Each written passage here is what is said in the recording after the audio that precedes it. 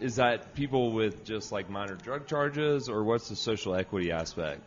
Yeah, so it's if you are affected by the war on drugs when it pertains to marijuana, and then also if you're from a low-income neighborhood and have lived there, I think, 10 of the last 15 years. Okay. So you guys qualified because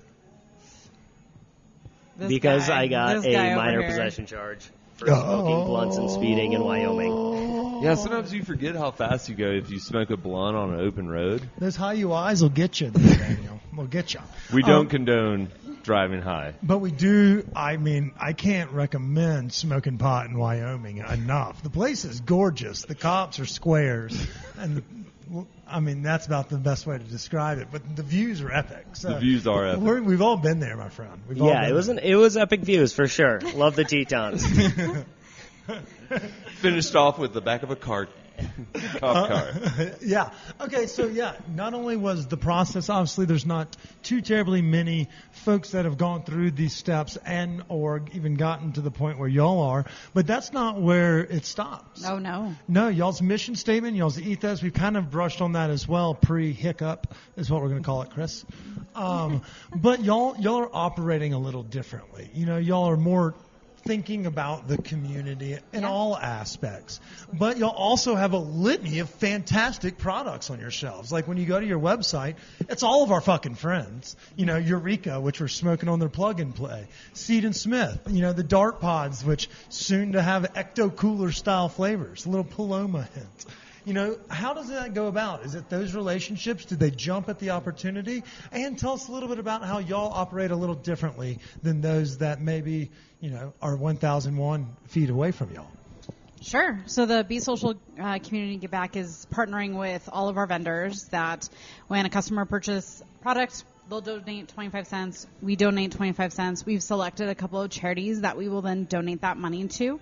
One of them is ANEO. They are helping newly released people from prison find jobs, housing, and helping assist those people get back on their feet. So it's actually a really cool charity.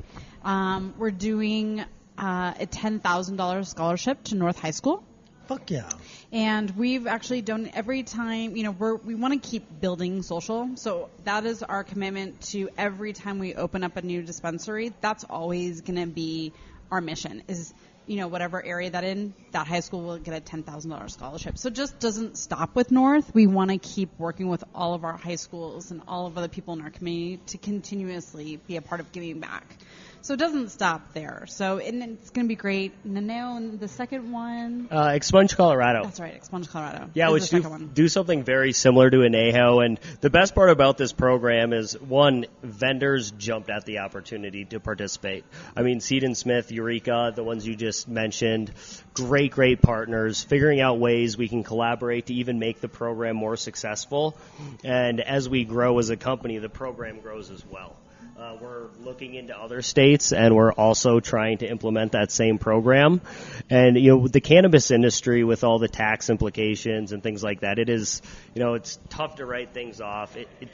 So I think the level of charitable give back has been very, very limited, even with the size of the Colorado market.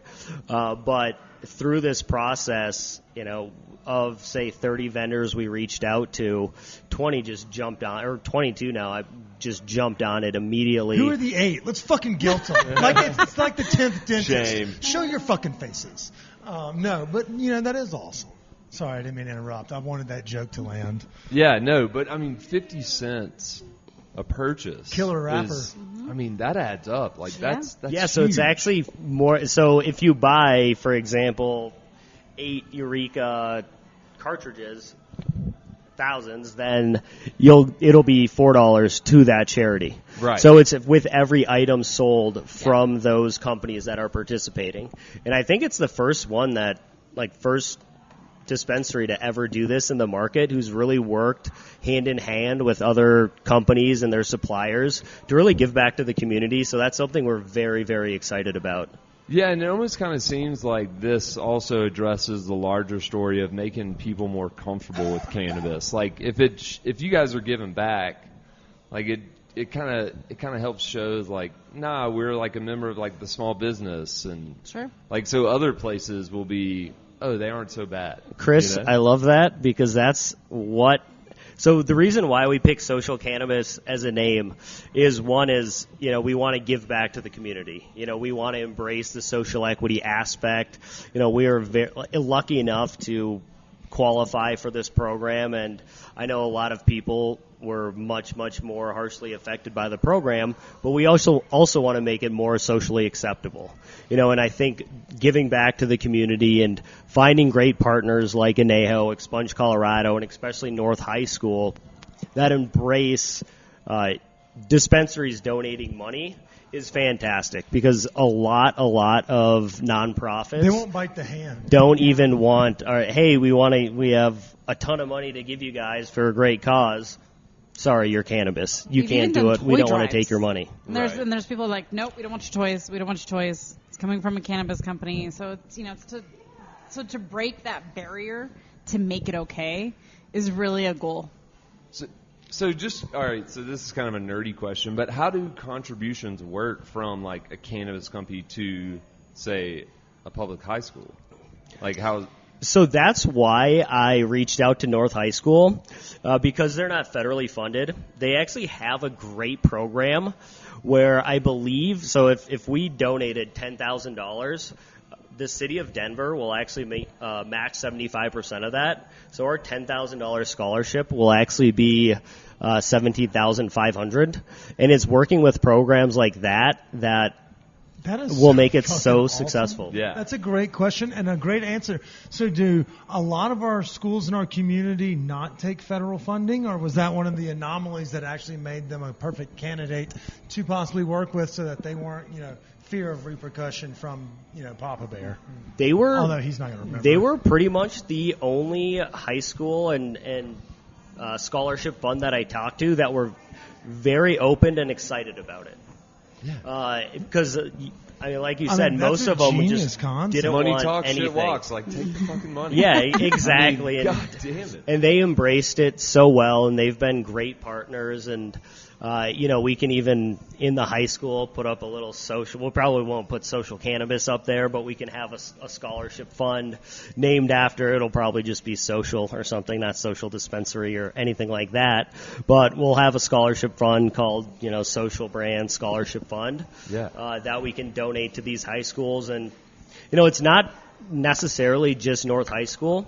If we wanted to pick another city or demographic, they will kind of put the pieces together, and we can donate through them, whereas a lot of high school and associations like that just won't take our money. And working with vendors that I've reached out to for the community give back program have been so helpful in kind of pointing us in the right direction, because they've been going through the same things trying to donate to these charities. No, I get it completely. We've talked about it ad nauseum on this podcast. We've had our bank accounts closed from taking money from cannabis companies. Yep. We now work, through. And I'm not even going to talk about it on the podcast. But if you ever need banking relation help, I got you. No, I got you. I need that, and okay. I'm gonna kind of see how well you can help. We'll talk. Okay. We're gonna talk. 'Cause I have a lot of questions, and maybe we don't like our accountant that much. Maybe it's just a little bit expensive. But no, see, I like where your head's at. Y'all are doing right by the community, and that's where it starts, is building that foundation. And oftentimes it doesn't come before you, and we've seen that kind of in the community now, how the bottom has kind of fallen out of the market, just as we've kind of entered on our own, accord here. Have y'all been navigating a lot of pitfalls? Because obviously we're doing a lot of good, like cannabis is still, green, and the future is very bright and green. Is it a bitch operating when it's fucking, or is it great because you're able to buy product for cheaper? Like, how has it been entering the stage after, we have so many mature companies as competitors just right down the road? I would say personally, for me, for what I would say is that it's been great because Dan and I have cultivated really great relationships over so many years, that working with these people again and being able to do it for ourselves that's awesome. Yeah, it's a whole different experience. So I think that for me, that's what I would say, is that part of it has been great. And when you've had so many pitfalls for so many years, you've learned, and you try to navigate them a little bit better. You'll never be perfect, but I think that we've done a really good job kind of navigating it better. And, you mentioned earlier about how, looking in other states for, possibly growing the community program. As we see, legalization, it's starting to really pick up steam. Like in the Michigan market, we're starting to see a lot of similar faces are up there, and it's being run in a little bit more straight-laced avenue than, say, Oklahoma, which may be a little bit more wild, wild west. Oh, yeah. Well, what do y'all think of the landscape currently? Like, obviously Colorado's in the measure twice, cut once before we take any steps, i.e. look at our consumption lounges just coming to fruition 10 years later. But, like, where do y'all see it going forward? Like, obviously y'all have your thumb on the pulse. Y'all work in the scene. Is there room for this across the country in a very capitalistic states and things of that nature for a social cannabis to be there, to thrive, and to have this ethos and mission statement succeed? Yeah, absolutely. And the thing about other states is you really have to look at the regulations to see if even if it's worth going into that market. I'm from Minnesota, and that market is just terrible to go into. You can't smoke it. You can't smoke it. They're only medical, and their qualifying illnesses are just very, very strict.